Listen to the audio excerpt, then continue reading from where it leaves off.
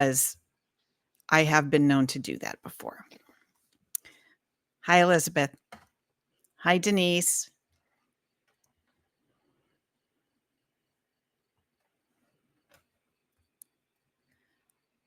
We'll wait. I've got 2:59 or 1:59, depending on where you are in the world. And Chris, it's 12:59 or yeah, 12:59. So we'll wait a few more minutes and just to let people get here. Thank you all for coming. I really appreciate it.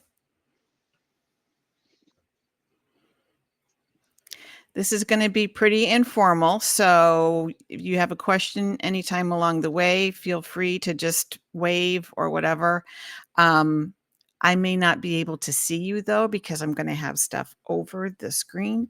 So you might have to unmute yourself and yell at me, but not really loud because I might cry.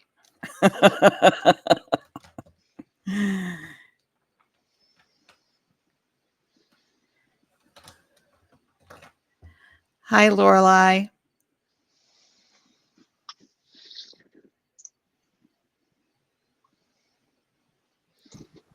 Hi, Susie.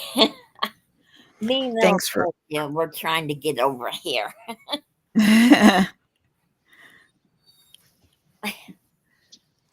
I'll wait another minute or so, and there's Aurelia.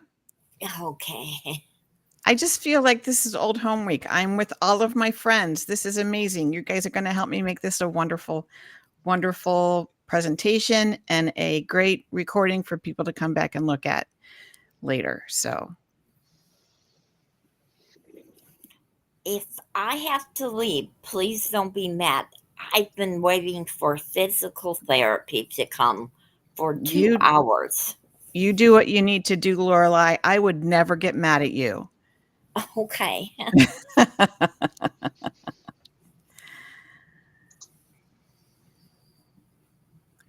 All right. Well, it's 3:02. I'm going to get started. If somebody else comes, then that's wonderful. They can just hop in and then they'll be able to watch the recording to see what they missed. So I'm going to start my little timer so that I know about where I am in my program.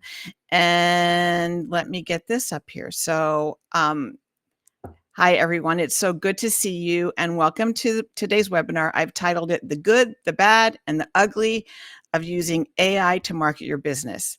My name's Susie Taylor. I'm really excited to spend the next few minutes with you. And we're just going to talk about AI, how AI can transform your marketing strategy for better or for worse.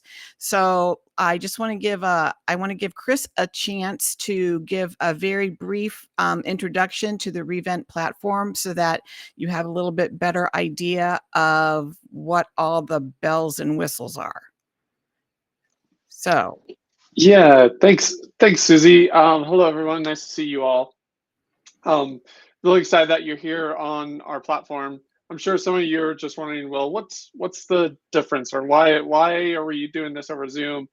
And really, the idea is that we believe that people get more value out of content if they can have easy and fast access to it over time. And so that's really the big thing. So a couple key things I'll just point out real quick. Immediately following the call, you will have access to the recording. There won't be any delay or lag time like you find with Zoom. It'll be instantaneous. You'll get an email sent to your inbox, and the recording will be here as well. Also, anything that's shared in the messaging. So maybe if there's any, key questions, answers, files, links, you'll have access to that after the call as well. And you can continue messaging and interacting with people. If you send people messages after the call or vice versa, you'll get email notifications letting you know, you're being messaged at. And then lastly, note taking. So you'll see next to the chat, there's a section called notes. So that is your own private notepad. So you can type long form notes, or you might notice a star and a bookmark icon at the bottom of your video screen. So that's with just a click of your mouse, you can just highlight or bookmark something. So if there's something that's really important or something you want to go back to, revisit the recording, you can do all of that. And all of your notations will be available when you view the recording, and they'll be synced up with the video. So you'll be able to click on them, and the video in the recording will actually jump to that exact moment that you took the notation. So again, we're really trying to kind of just increase the retention and learning and the value by making it really easy and simple for you to kind of access the content afterwards. So I think I'll leave it there, Susie, unless you want me to mention anything else. Nope, I think that's it. And if anybody has any questions throughout about the platform, you should be able to click on Chris's name underneath the list of the people who are here and send him a direct message so that he can answer you directly. So if you have questions, comments, I'm reading things at the same time, and I'm one of those people who can't walk and chew gum. So I will try to keep my focus on what I'm doing here. But you can send a message to Chris at any point, and he will be able to respond and get back with you. So this is the same platform we used for my webinar back in June that I called Build a Website That Doesn't Suck. I will be doing that again, but it's version 2.0. So I'll talk about that as we get to the end of the presentation. So let's briefly outline just the structure of what we're going to do here today. So when we're talking about marketing, I think the very first thing we need to do is actually define what marketing is. Then we'll talk about what is AI, or artificial intelligence. And then we'll just go through the good, the bad, and the ugly, and how to leverage AI effectively for your business. So, and then we'll have a Q&A afterward. There are definitely good, bad, and ugly things that come when you use AI to market your business. In my opinion, the good way outweighs the bad. There's just so much that we can do. So as we go through, I'll try and share some real world examples of what I'm talking about.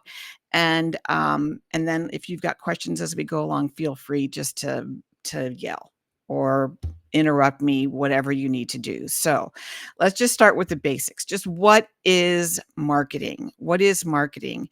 At its core, marketing is whatever it takes for you to connect you and your business to your audience so you can promote whatever products or services you offer.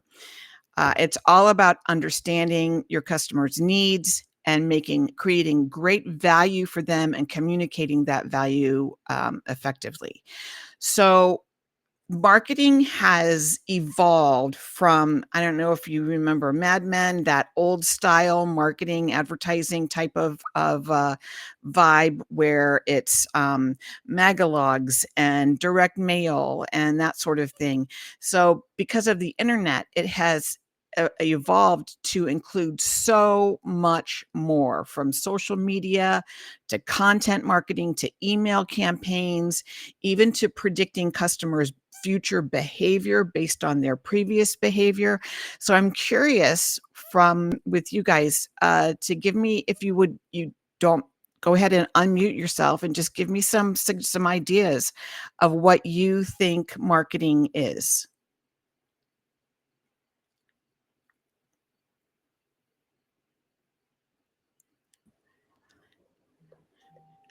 Are you asking in terms of different?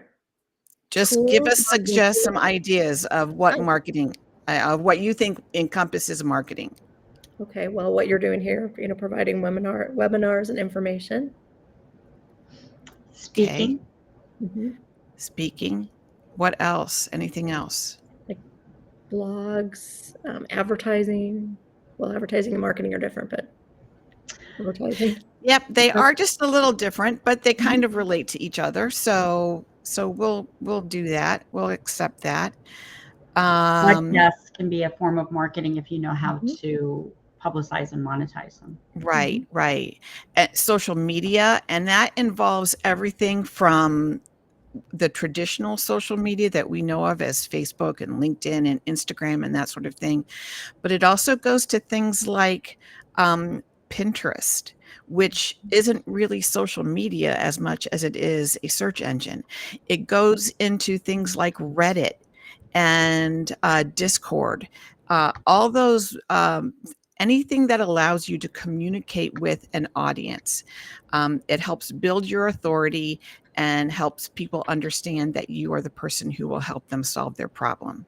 So that's pretty a very basic look at what marketing is. So we can also get into things like personalizing emails, analyzing data. So you've got your website hooked up to Google Analytics. You will be able to see who is accessing your website, from where, what page are they going to, how long are they staying on that page. That is all thanks to the mechanization, the automations, and AI.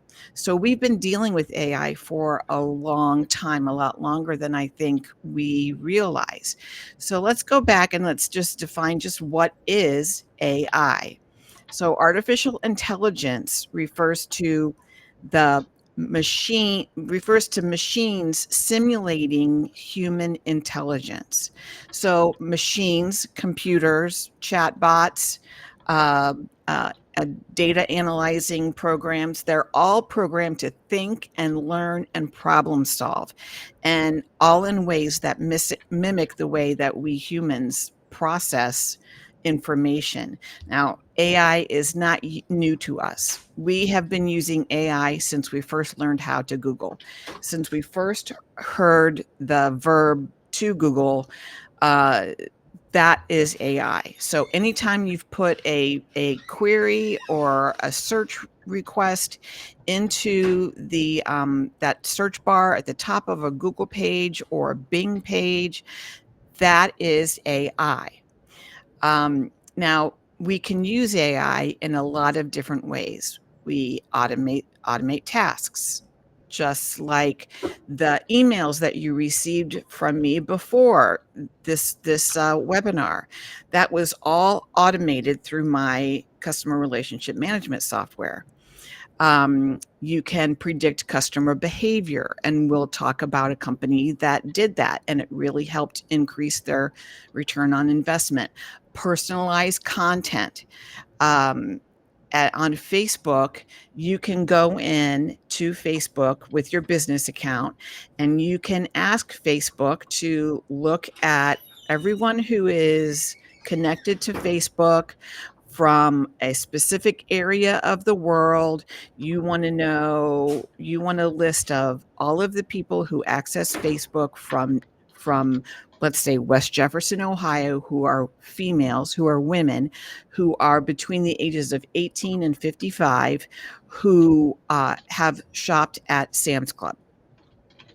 Now, that sounds a little far-fetched, but Facebook can do that because of AI. It also helps you communicate directly through chatbots. I'm sure that many of you have played with the large language models like ChatGPT and Jasper,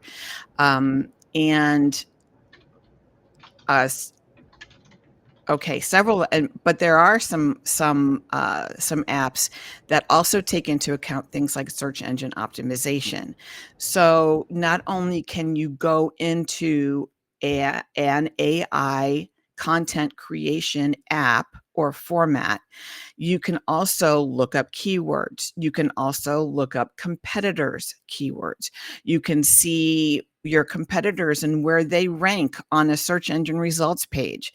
And then you can go through that AI app and create content that will compete with your competitors and maybe outrank them because of the AI that you've looked at.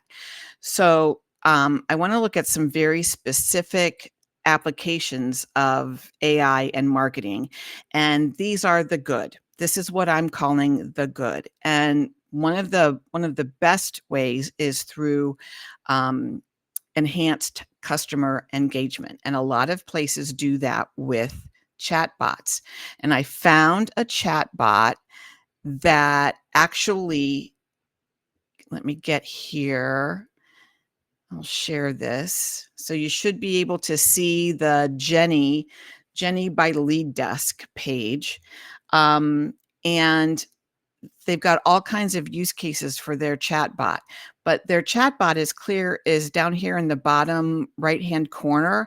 I'm sure you've seen these before, where you'll get on a website and something will open up and say, "Hi, my name is Susie, and I'm here to answer your questions." That's a chatbot. That's a chatbot. And so that is AI that has been programmed to look at specific questions and then try to answer them in a specific way. So I'm opening up Jenny right here. She says, "Hi, I'm Jenny, a smart virtual assistant. Would you like to learn about improving customer engagement with chatbots?" You can either click "I'd love to," or you could say, "No, let's just have some fun." So let's have some fun. Awesome. What do you do for a hobby? Well, let's say I knit. That's cool. And what about sci-fi books? Do you like them? Sure. What kinds of books do you like? Now remember, this is a computer. I love talking to people. See that she didn't really understand exactly what I was asking there, but she did come back with something that says, "I love talking to people, and my team is really good at showing you how chatbots work. Would you like to talk to someone?" Now, this is a way then that as a customer, you would be able to be connected directly to a human being, and Jenny has qualified you. Jenny has gone through, asked some questions, figured out some things, and then has asked you, "Do you want to talk to one of my customer service representatives?"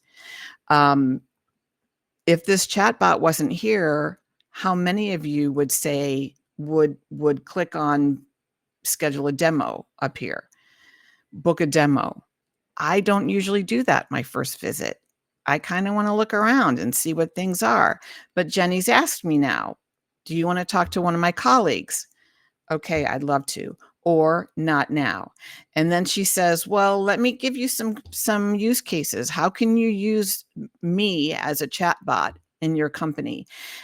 This is just one way that you can connect with your customers, with your ideal clients. And it's a way that is using artificial intelligence.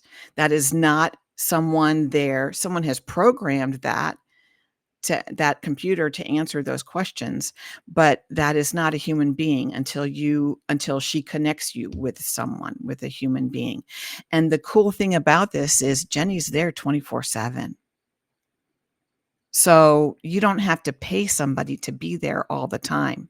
I would imagine if there's no one on staff at the moment, she'll say, "I'm sorry, but none of my colleagues are available. Please give me your email address or your phone number, and I will have someone call you back." I've even seen chatbots where they can actually schedule appointments with you and one of their human colleagues.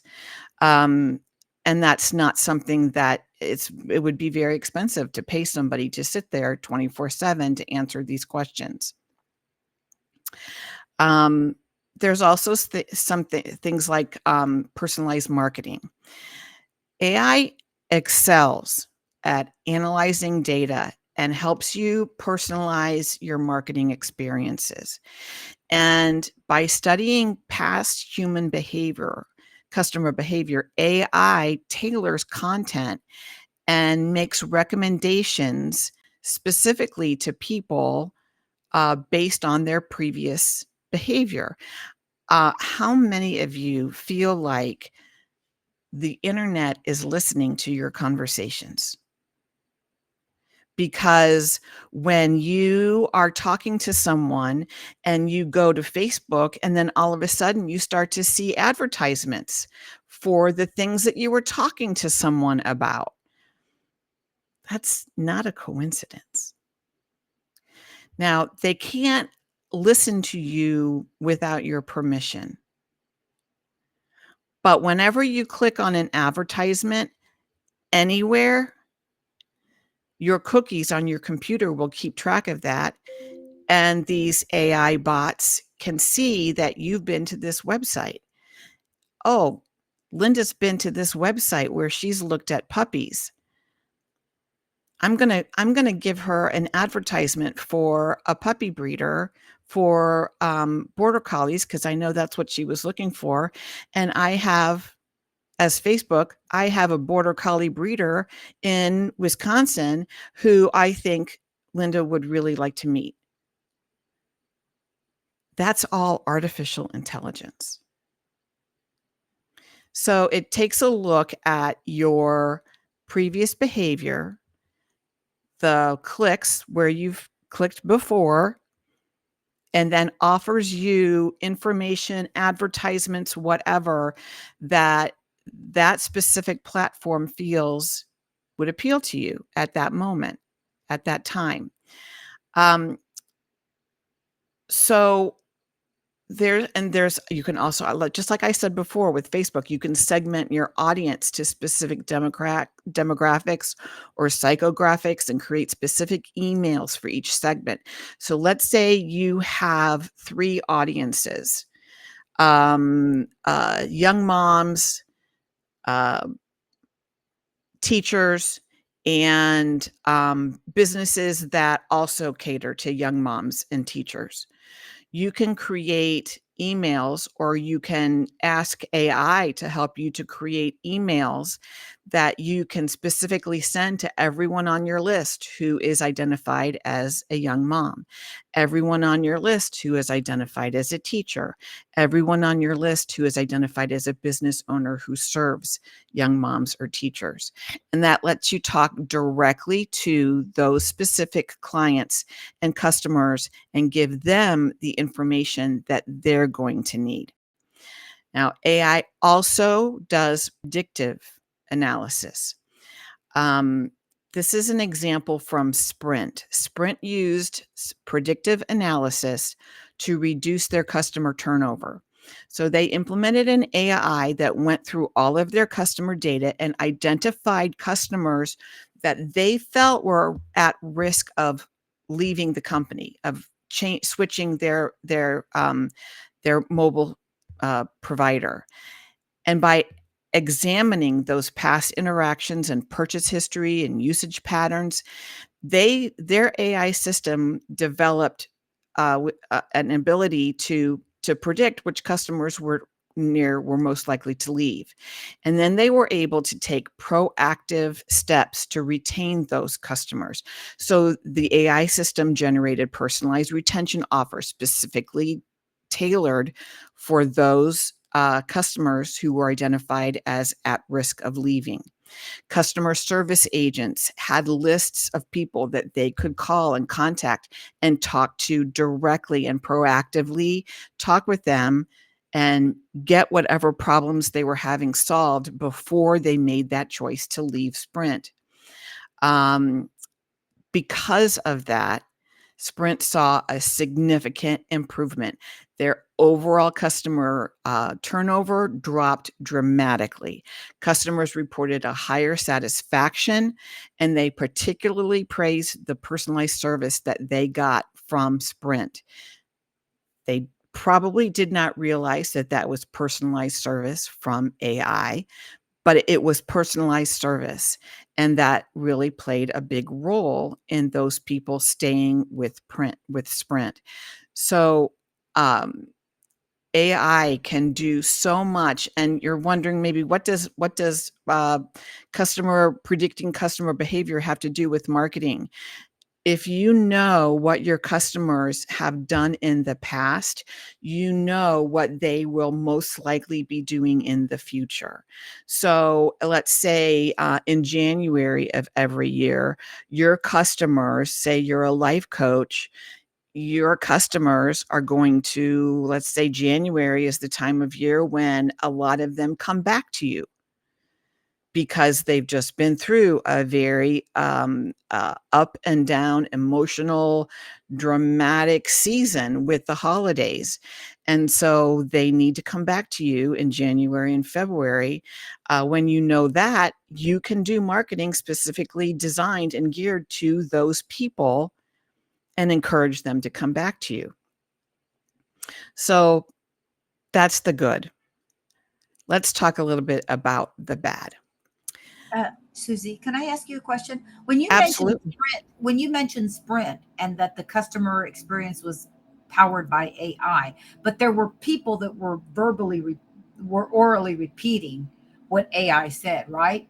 Or was it AI? Because now they've got a system where someone can give customer service that's solely AI. There's no human there.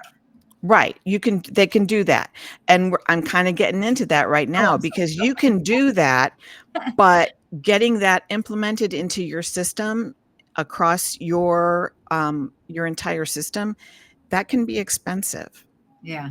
But I mean, the That can people be expensive. at So Sprint, what Sprint did was their AI probably spewed out lists of people and then sent those lists directly to people in those different areas where those people lived and said, here's a list of people in your area who we have identified as folks who are very close to leaving us. right.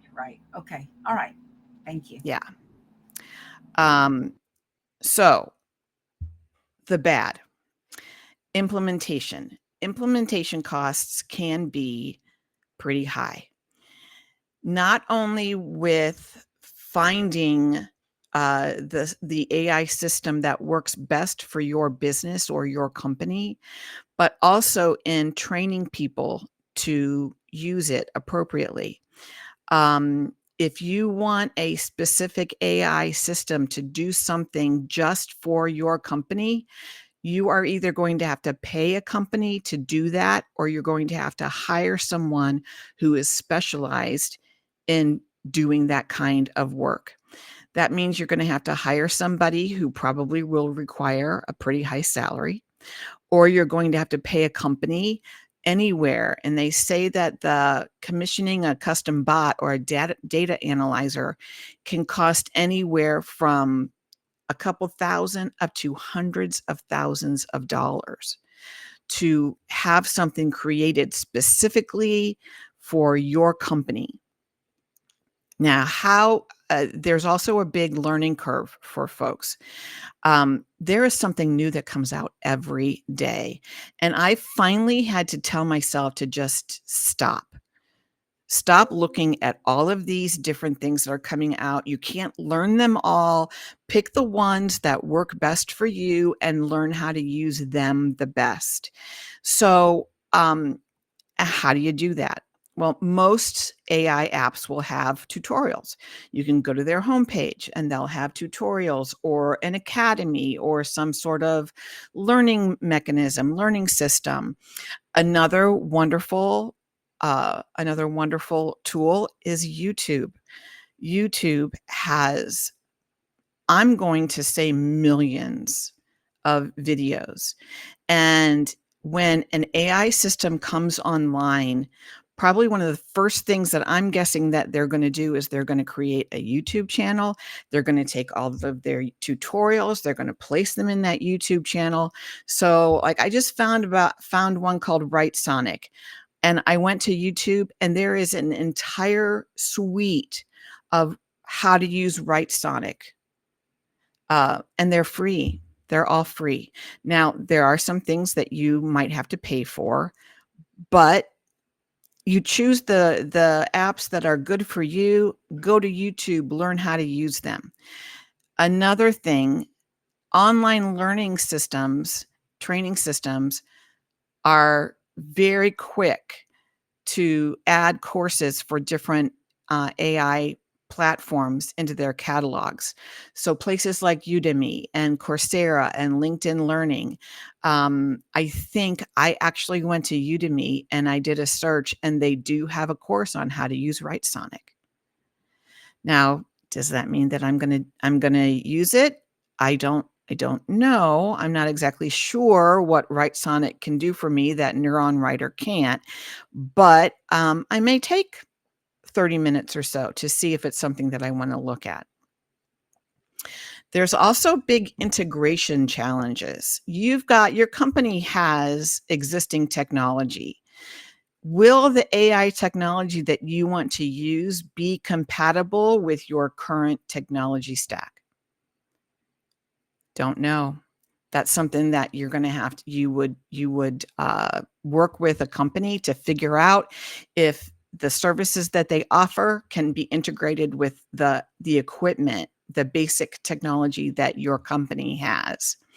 Now, a survey by Pluto Shift revealed that 61% of manufacturing companies felt that they needed to reevaluate their AI implementation because of issues like defining realistic outcomes and managing their budget.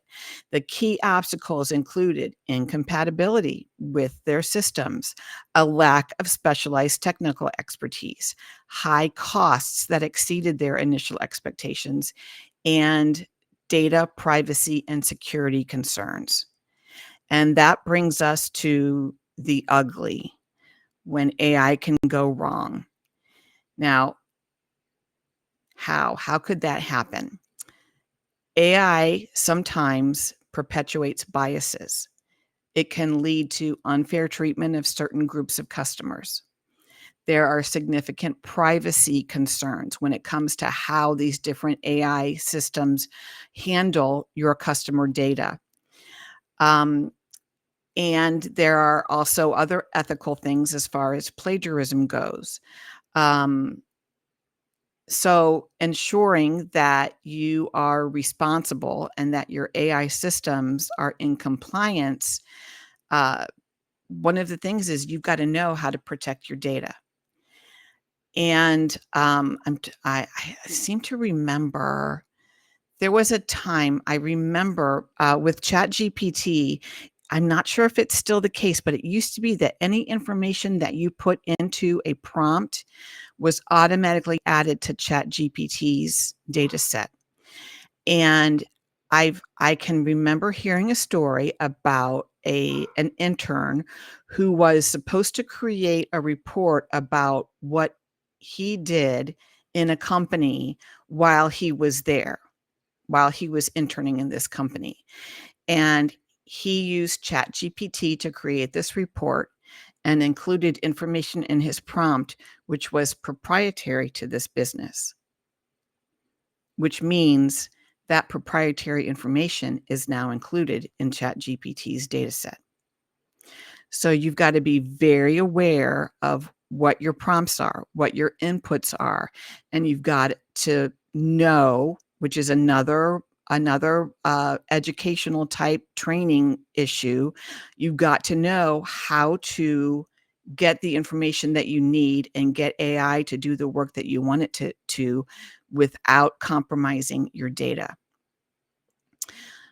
Bias and fairness. Different algorithms inadvertently create biases in different systems. One of them is Amazon's AI recruitment tool favored male candidates over female candidates because the information that they used to train their AI primarily came from resumes from males. So that inadvertently built in a bias against females into that entire recruiting process. Another one, Microsoft had a chatbot called Tay, and it learned how to use offensive language and use that offensive language in its responses to customer queries.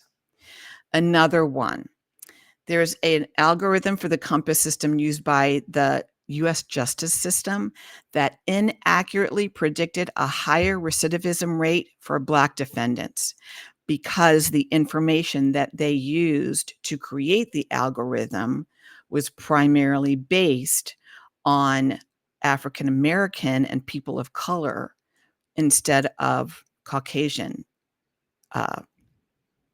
convicts or inmates. So that just talks about how we've got to be very aware of biases. Something else is that, especially with the old versions of ChatGPT, if you're still using a free version of ChatGPT, this is something to be very aware of. If your prompts teach that AI system where your views lie, that system is going to answer your questions based on what it thinks you want to hear. Now, I'm sure you've heard about things like ChatGPT making up answers. Those are called hallucinations. So if ChatGPT can't find the information that it's looking to answer whatever prompt you've put in, it will use what it knows about you and give you answers according to what it thinks you want, especially if it can't find those answers itself. Another thing that a lot of us, me included, are worried about is job displacement. Will AI take over my job as a writer? Well, maybe. Some tasks may become redundant, but I think all that means is that those employees that you've hired to do the data analysis that AI can now do, now those employees can be trained to do something that only humans can do. So maybe it gives you an opportunity to put your employees in a position where their talents are being used more appropriately than they would be today as, say, a data analyzer. Something else that AI cannot do, it cannot be human. It does not have human emotions. It does not have human feelings. It can't, it can certainly try to describe the feeling of looking at a sunset, but only a human can accurately describe what that looks like. So whereas some people may be worried about their jobs becoming redundant, I think it just gives us an opportunity to retrain and help people learn a better way and a different way of working, of doing their jobs. There's also an over-reliance on AI systems. I'm sure you remembered that when Uber tried its self-driving car system and it fatally struck a pedestrian in Arizona because everyone thought that the system was infallible. Well, this pedestrian ended up being Uber's iceberg, which is extremely unfortunate.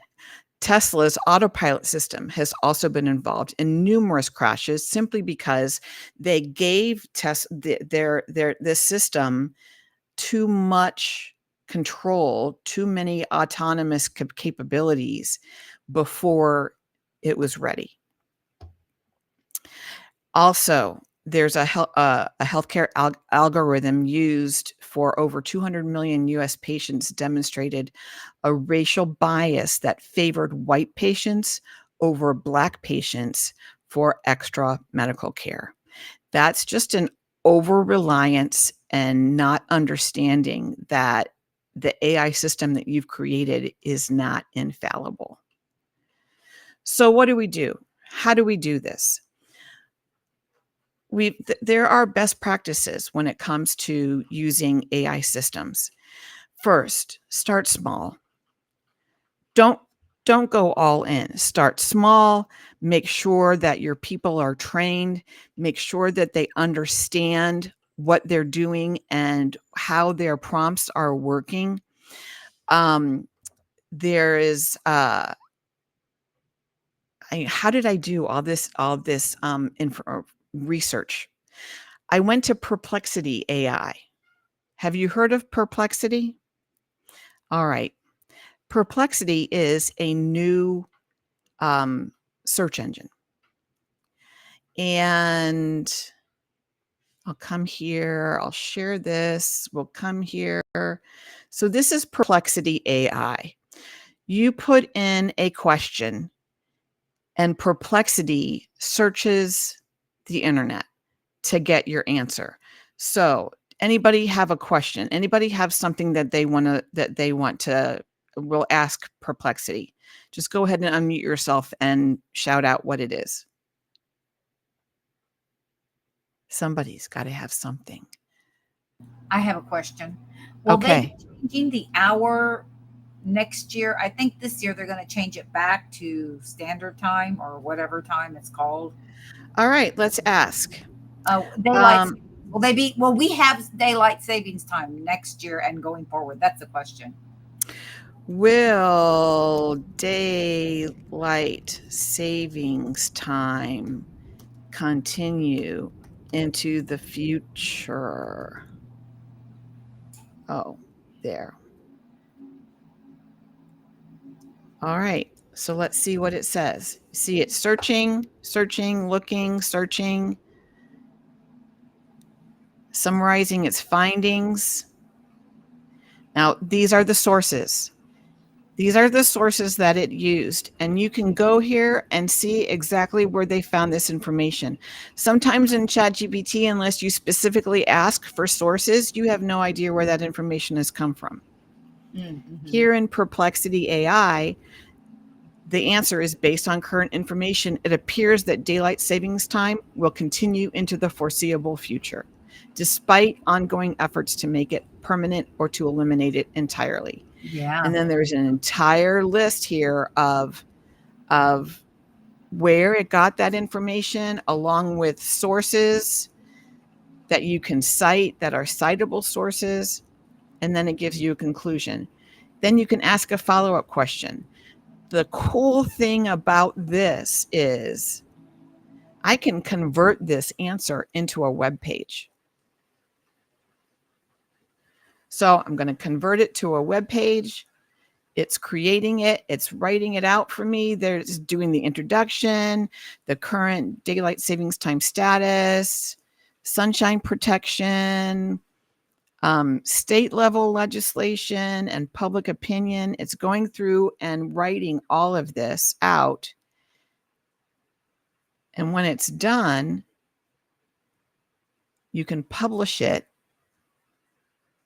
And now you can get a link. You can either share it on Twitter, you can share it through WhatsApp, you can share it through Facebook, you can copy a link and send that link to someone, and then they can open up and see this page that you helped create or that you curated through Perplexity AI about daylight savings time.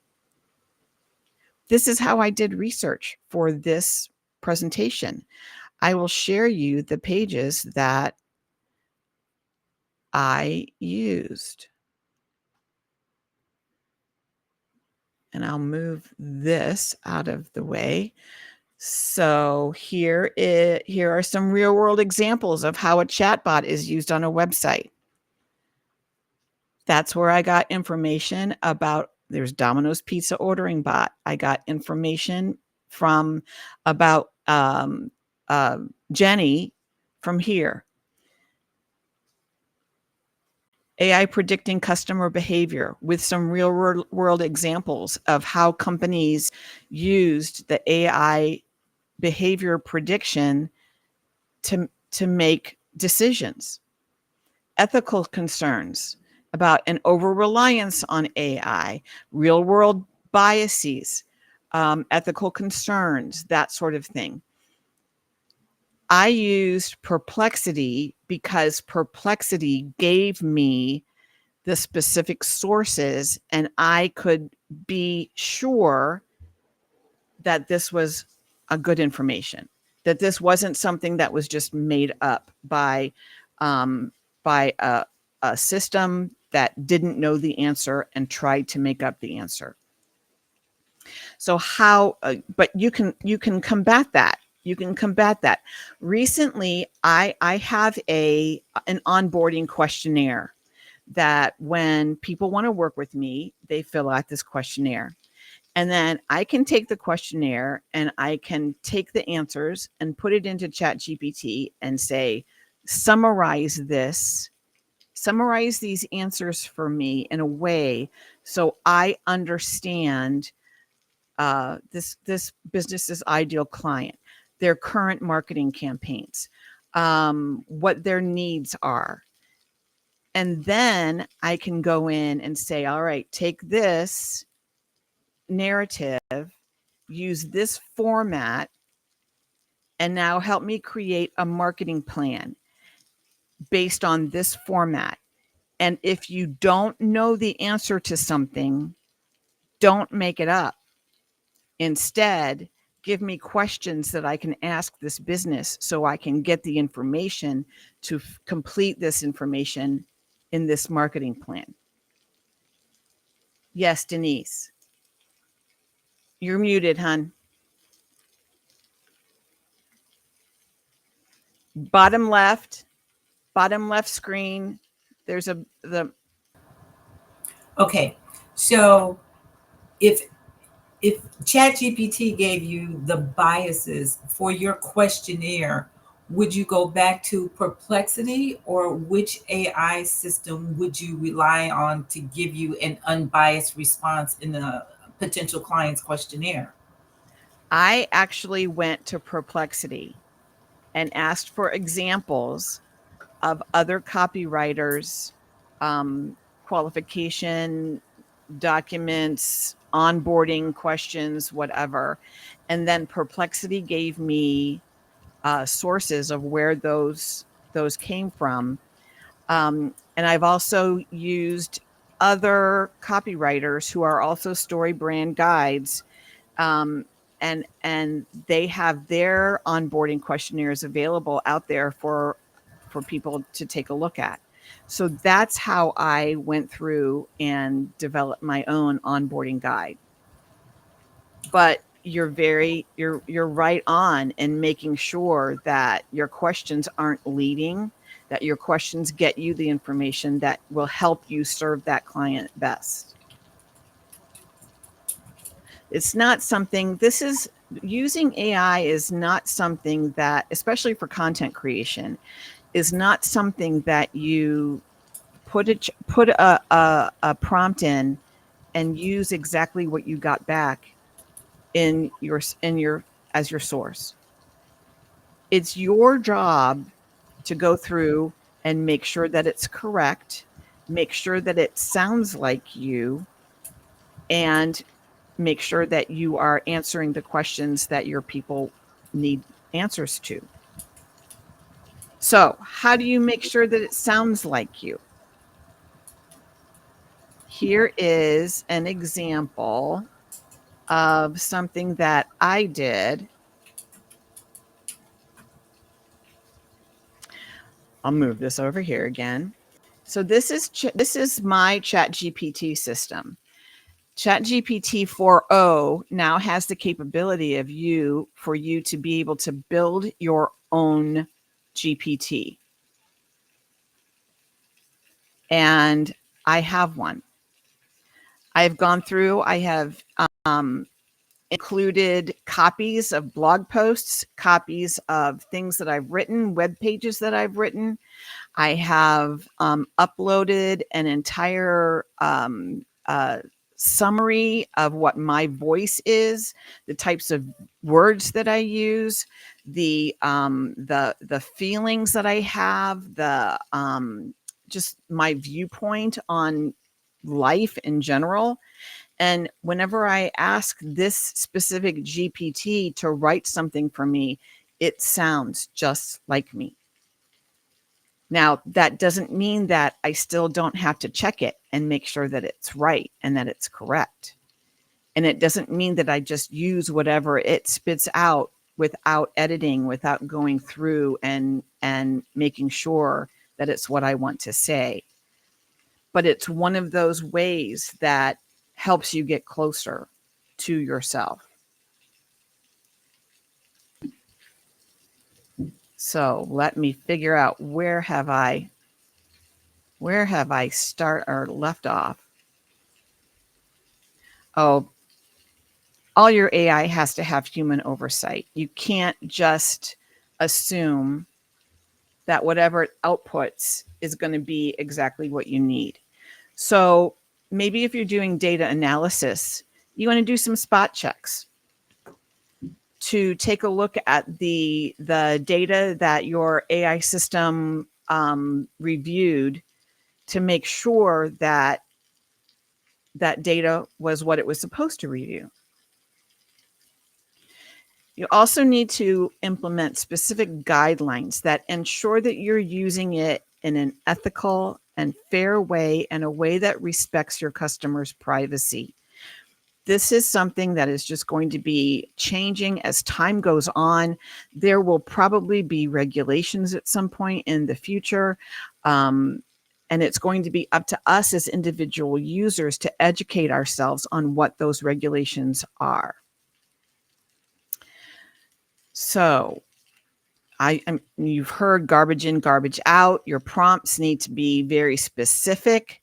There are so many different tools on YouTube that teach you how to write prompts.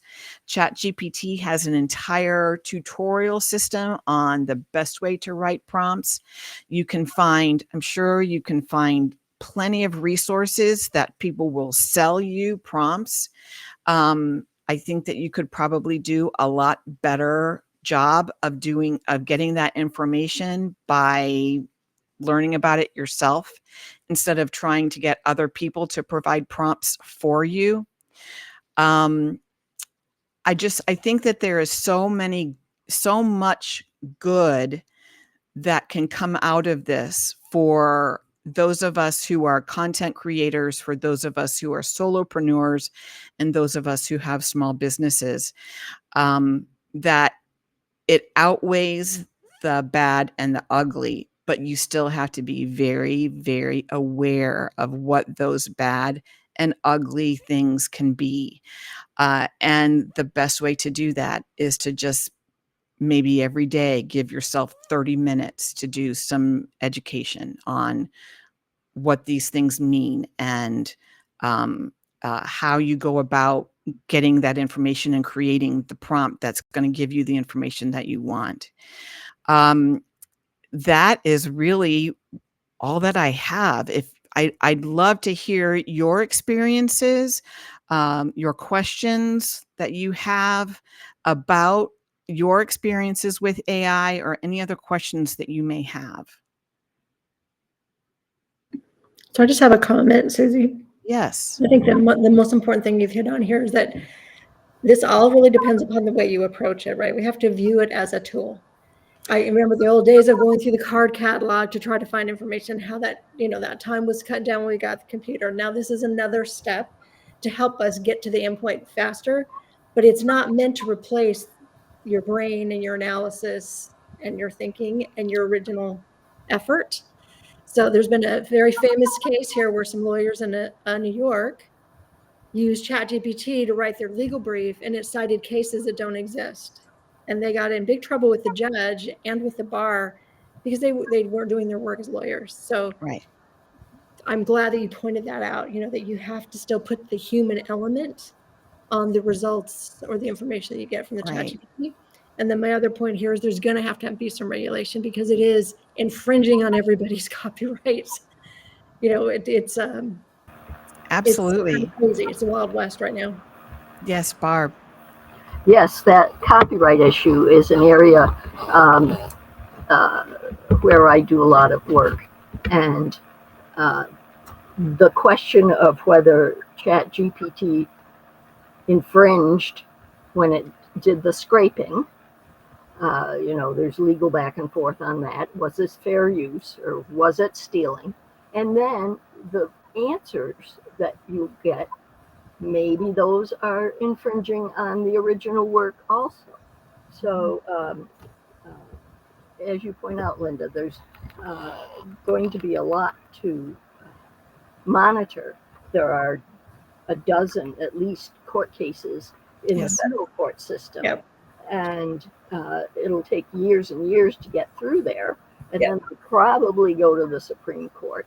So it's going to be a long time before we really have good guidelines. So Right. I try to help people develop best practices to protect themselves in the meantime.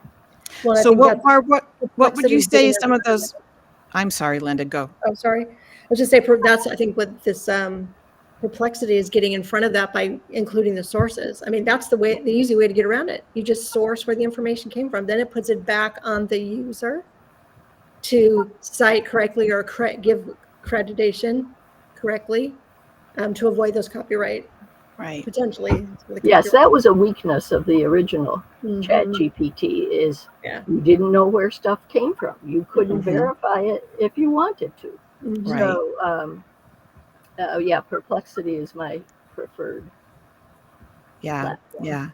Barb, you mentioned best practices. What are some best practices that you offer or that you suggest to people?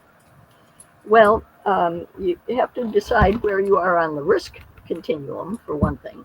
And if it's something is very central to you, proprietary, that you would just be devastated if somebody took, I recommend registering the copyright on Mhm. those particular things.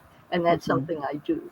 And it's not a difficult thing. It's not terribly expensive. You wouldn't have to protect everything, although there are ways to protect groups of blog posts and photos and things like that. And then the other is that your website, which is often the heart of your business, the hub, needs to be adequately protected, so that the legal foundation needs to be solid, so that the policies, terms and conditions, and disclaimer and privacy policy need to be there in the footer of your website, so that they're easily found, so people can't say, "Oh, I didn't know. Right. You didn't tell me I couldn't steal your stuff." Yeah. Yeah, exactly. Oh, shoot. Something just went through my head and now it's gone. This is because I'm old. Don't say that. This is because I'm experienced and there's so much information up here that I just can't keep it all. That's a good. Yeah. Yeah. Well, we've got about 5 minutes left. So does anybody have anything else that they want to? Yes, Anna. Oh, Anna's leaving. Okay. So we've got, yes, Renee. So I probably have not used ChatGPT as much as some of the other people maybe that are on the call, but it's like I go into, OpenAI / ChatGPT, and I've used it to write articles for the small newspaper that every other month I have to have an article in. I've used it to give me bullet points of if I'm going to do a talk, and I'll say, okay, I'm doing a talk. I'm going to be talking for this amount of time. I want to talk about this, this, and this. Can you give me like an outline? And I get an outline.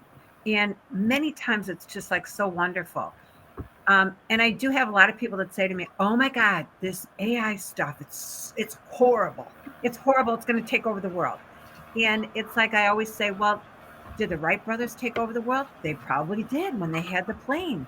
I mean, it's like, I look at it as like just another technology. And yeah, there's the good, the bad, the ugly that goes along with all the technologies that we have out there. Mhm. But I have just used it for things that has just saved me a ton of time.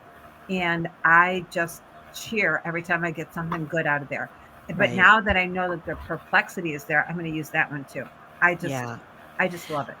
I can the one thing my one example of how ChatGPT blew me away. I write a monthly column for my county developmental disability newsletter on grief because my son passed away a few years ago, and I was asked to speak at a memorial garden dedication, and so I wrote out a speech and then I put it into ChatGPT and I said, "This is my speech. What else?" that I'm going to be giving at this memorial garden dedication, what else can I say? Or have I missed anything? And the response that I got back was, first, please accept our condolences at the loss of your beloved son. Yeah. That blew me away. That just absolutely blew me away. This is one more thing too I found is that the more information that I put in there, the better the information that I get back. Exactly. I mean, it's like I don't just like type in a sentence because the beginning that's all I did. I just type in a sentence and go, well, this isn't any good. And then I found that I type in a couple of paragraphs. I type in everything, all the details, and the more that I give it, the nicer is the information that I get back to. Exactly. Well, we're down to just a couple of minutes left, and so I want to open up some time for you and give you an opportunity that if you would like to speak with me about your marketing, about how what you're doing right now, how things work. I've put in the chat a list or a link to a 30-minute discussion with me, free consultation. We'll just talk about what your marketing is right now, what you're doing, and come away with a couple of really quick wins that you would be able to implement immediately. And then we will see if you feel like I might be able to offer you some other support in some way. My goal in my life is to help other people build their legacies. I've talked about my son. He built a legacy before he passed away, and he didn't even have a voice. Couldn't see what he was building, but he still built a legacy. I want to help you build your legacy that you leave behind, that you create to make the world a better place. And if I can do that, I would love to be able to do that for you. So that link is in the chat. It will always be here. So if you come back to the recording, you'll be able to see that to get that link. Yes, Linda. I don't see it, Susie. No. I don't see the link. Just send let a you know. message, chat. Oh, because it's going directly to Sean. That's why. General. Can I just say something? I have a client, so I have to go. But I know that I'll be talking to you in the future because I do have lots of questions. So thank you. Thanks, very much. Renee. It's really good. Thanks, Susie. This Thanks was so really much. I'm so appreciative that you came with and to be here today. We're over by about 30 seconds, but I am so grateful. And thank you so much for being here. And have a great weekend. helpful. Thank you, Susie. Thank you for this. Thanks. Take care. Thank you, Barb. It's very nice to meet you. Yes, nice to meet you finally. So let's see, where is that? Down at the bottom of the screen, there's a red button that says leave. Yes, but where is the link to your calendar or whatever? It's in the chat right now. I did put it in the chat, the general public channel chat. Okay, let me find that. I will also be sending out an email after this with the link to the recording so that everyone can watch it again, and I'll have that link in that. Thank you. Yes, and this is a very interesting platform. I hope you enjoyed it. I really am looking forward to continuing to use it. So, all right. Let's see here. Thank you. Have Thanks, a good Barb. rest of today. Thank you. You too. Take care.